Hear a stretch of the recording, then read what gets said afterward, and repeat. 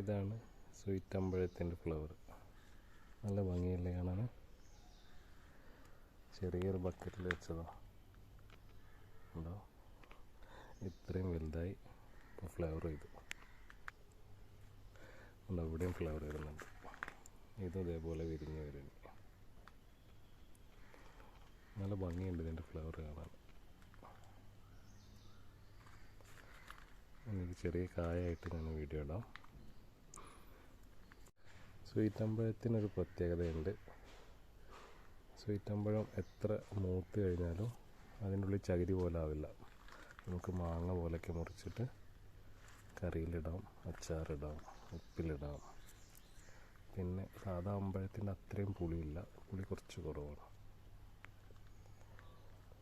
കായായിട്ട് ഇനി വീഡിയോ ഇടാം കേട്ടോ. നല്ല ഭംഗിയല്ലേ മരം കാണാൻ.